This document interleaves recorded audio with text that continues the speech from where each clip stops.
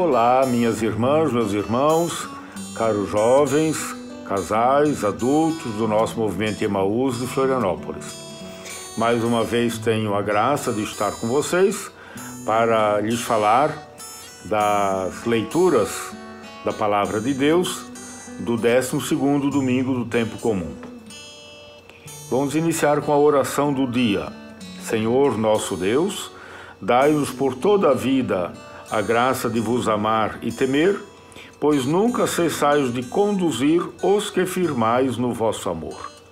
Os que firmais no vosso amor somos nós, seguidores de Jesus Cristo, na palavra de Deus de hoje, chamados a ser missionários, enfrentando as dificuldades, provações, calúnias, incompreensões, perseguições próprias de quem é missionário do Senhor Jesus Cristo. Vamos começar com a primeira leitura do profeta Jeremias, capítulo 20, versículos 10 a 13. Trata-se de uma espécie de reclamação, de dor, de dificuldade. E Jeremias expõe o seu sofrimento e, ao mesmo tempo, expõe a sua confiança em Deus. Vejam o que diz a leitura. Jeremias disse: Eu ouvi as injúrias de tantos homens e os vi espalhando o medo em redor. Denunciai-o, denunciemo-lo. Todos os amigos observavam minhas falhas. Talvez ele cometa um engano e nós poderemos apanhá-lo e desforrar-nos dele. Então é um sentimento que Jeremias tem de que é perseguido, de que é caluniado.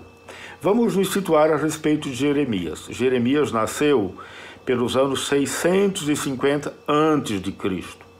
Com a idade de 23 anos, mais ou menos, vejam, era um jovenzinho, ele começa a exercer o seu ministério profético. No tempo ainda do rei Josias, que era um rei muito querido pelo povo, que promoveu a identidade religiosa, política do povo de Deus, reforma religiosa, identidade, e, portanto, nessa época, Jeremias era muito favorável ao rei Josias, no sentido de insistir no discurso e na prática de levar o povo a confiar na aliança com Javé, o Deus do povo de Israel. O problema vai vir depois, quando morre Josias em combate com os egípcios e é sucedido por Joaquim. Joaquim se torna um rei, digamos assim, que faz aliança com os egípcios, quer manter-se no poder, e com isso se torna também injusto nas relações com os pobres. Essa aliança com os egípcios, com o poder estrangeiro, isso tudo é muito estranho para Jeremias. Isso revela que o rei do povo de Deus não confia em Javé, confia nos exércitos estrangeiros.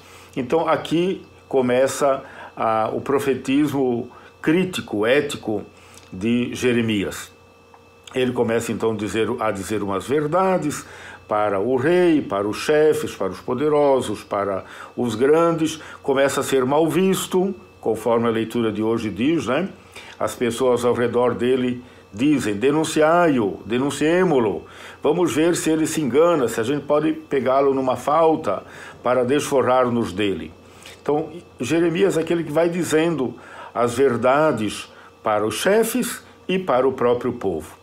A grande verdade era o seguinte: a aliança com os egípcios não vai adiantar nada, porque do outro lado, Nabucodonosor, da Babilônia, tem muito mais poder. E com isso, então, Jeremias passou a ser visto como alguém que só fala coisas ruins, uma visão negativa, uma visão só crítica, não sabe ver coisa boa, enfim. O problema se agrava ainda mais quando Nabucodonosor invade Judá e deporta uma boa parte do povo para a Babilônia, e depois sucede a Joaquim o rei Sedecias, que é muito mais um rei muito fraco, que continua fazendo aliança com os egípcios, e o profeta Jeremias chamando a atenção, cuidado com isso, vamos confiar em Javé. O fato é que a palavra de Jeremias acontece, as previsões funestas de Jeremias, no sentido de dizer que o povo corria risco de ser invadido pela Babilônia, de fato isso acontece, e no ano 586, Jeremias tinha então de 650 para 586, ele tinha 40 anos mais ou menos, né? Contando sempre de trás para frente. Desculpe, ele nasceu em 650, então começou a pregar pelo ano 625, então 25 mais 86, mais 14, então uns 30 e poucos, 40 anos. Quando então cessa-se a pregação de Jeremias, exatamente coincidindo com a deportação do povo, de grande massa do povo de Israel para a Babilônia. Então aqui nós temos esse sofrimento de Jeremias que reclama no sentido de que é perseguido. Mas a leitura continua dizendo: mas o Senhor está ao meu lado como forte guerreiro, por isso os que me perseguem cairão vencidos. Por não terem tido êxito, eles se cobrirão de vergonha, eterna infâmia, que nunca se apaga. Jeremias então diz: o Senhor está do meu lado. Ele passa a confiar em Deus, né? E entendendo que os seus inimigos vão encher-se de vergonha, como de fato acontece, que serão levados para o desterro, o exílio no estrangeiro. Agora ele faz uma oração. Ó Senhor dos exércitos, uma maneira de dizer poderoso, né? Senhor dos exércitos, que provas o homem justo e vês os sentimentos do coração, rogo-te, me faças ver a tua vingança sobre eles, pois eu te declarei a minha causa. Jeremias é um profeta que tem consciência de ser fiel a Deus. Então ele pede que o Senhor se vingue, uma maneira de dizer naqueles tempos, né, dos seus inimigos, fazendo valer a causa dele. Eu te declarei a minha causa.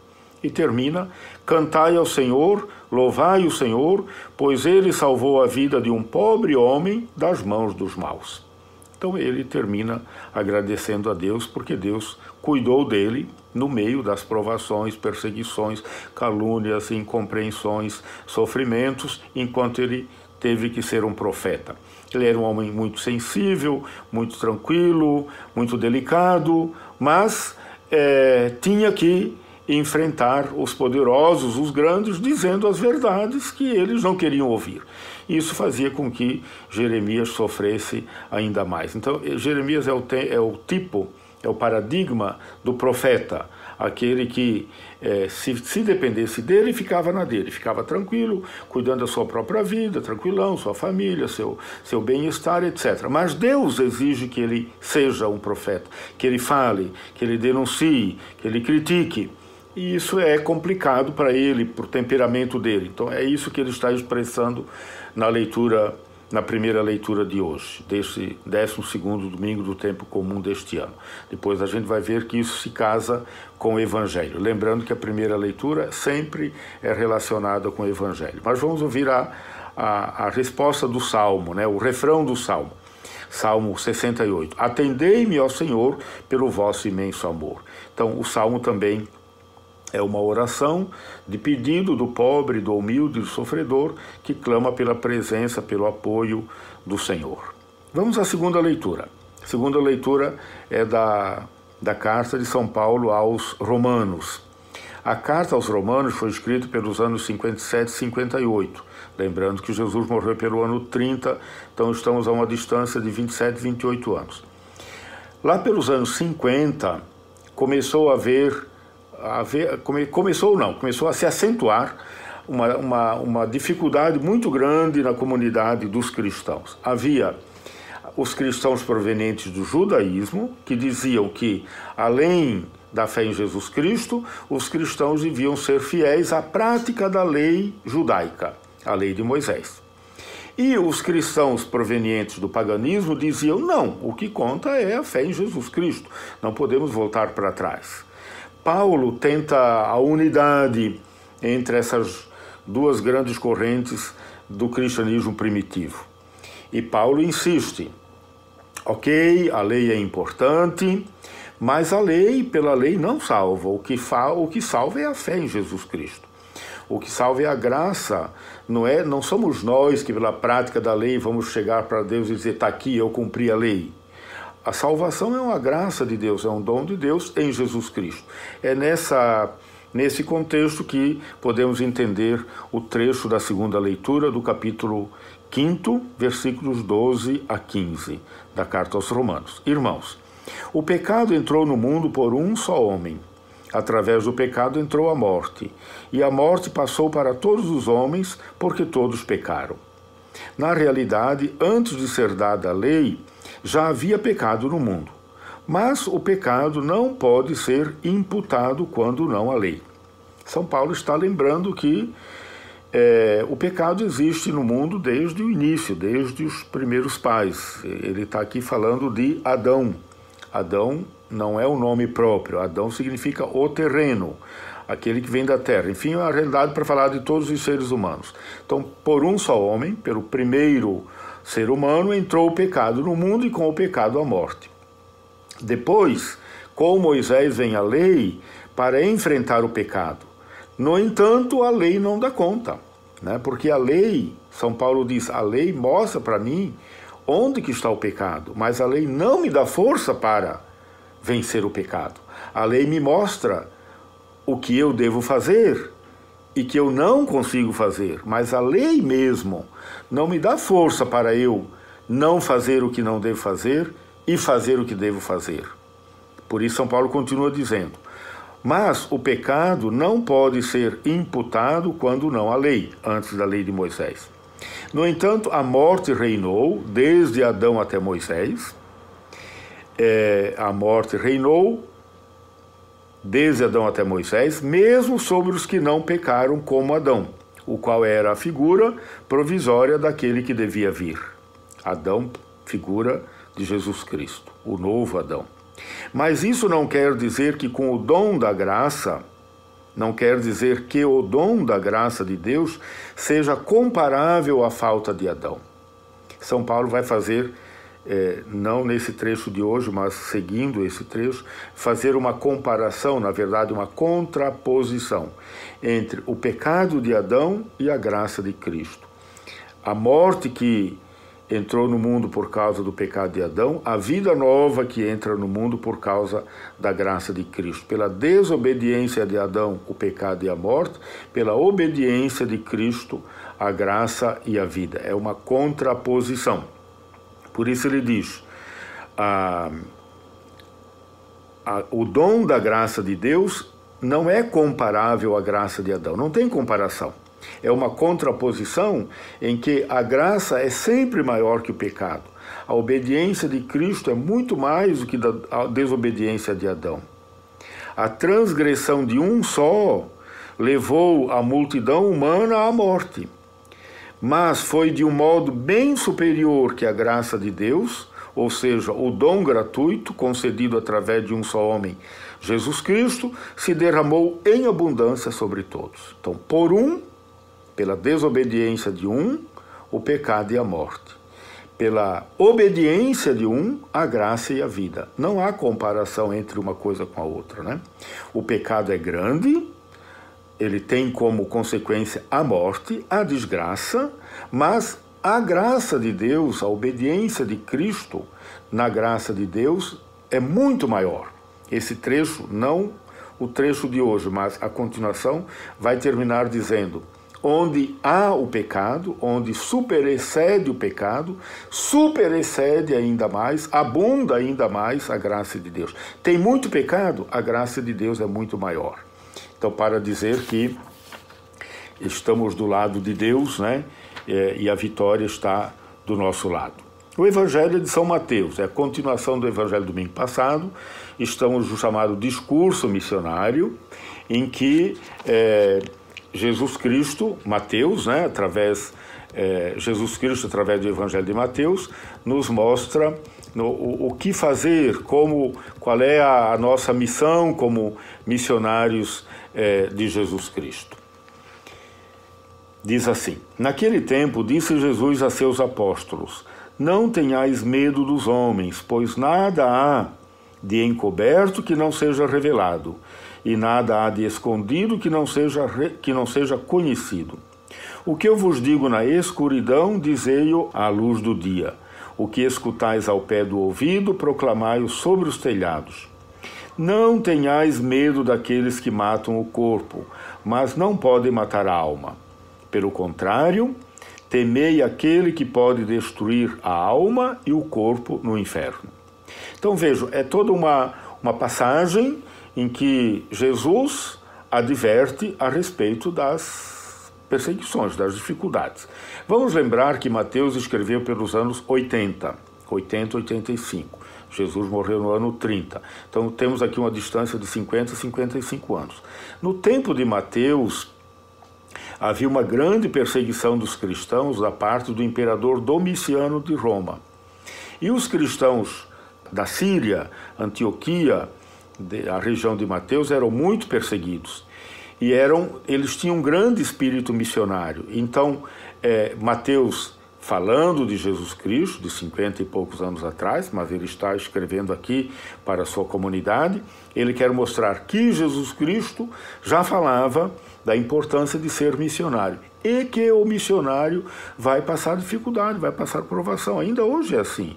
Se você jovem, se você casal, quer ser missionário, levar o evangelho do Cristo ressuscitado, da alegria pascal, você vai passar por provações, vai passar por dificuldades. E Jesus diz, não tenham medo.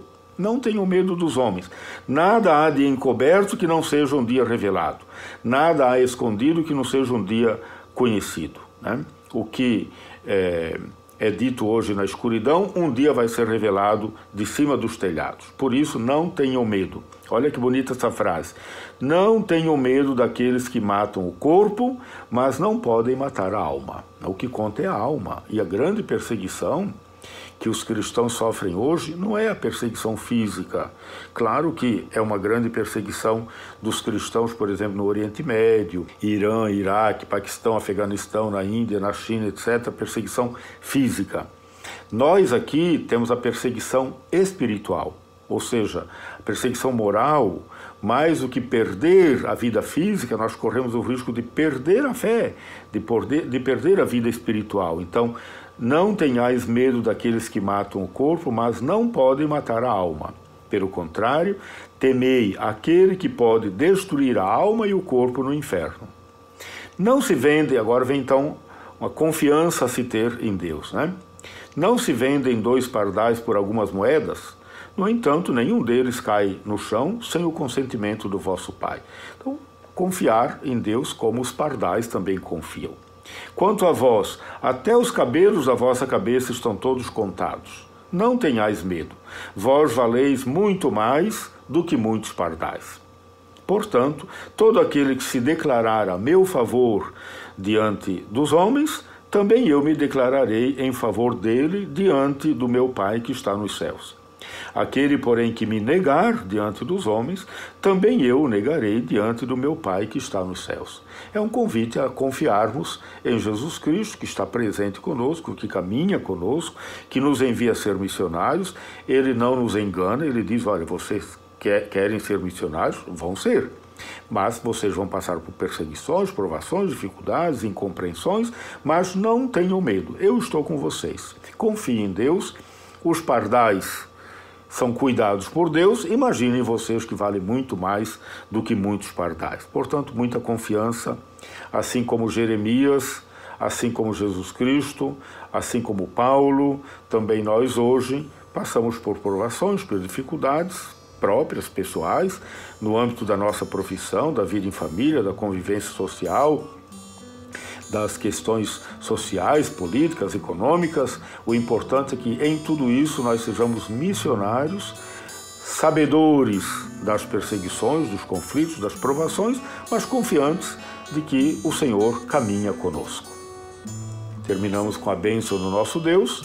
O Senhor nos abençoe e nos guarde, nos dê a sua paz, a sua presença, que Ele nos dê força e coragem para continuarmos a ser hoje seus missionários, seguidores, profetas no mundo de hoje. Abençoe-vos todos, minhas irmãs, meus irmãos, o nosso Deus, Pai, e Filho e Espírito Santo. Amém.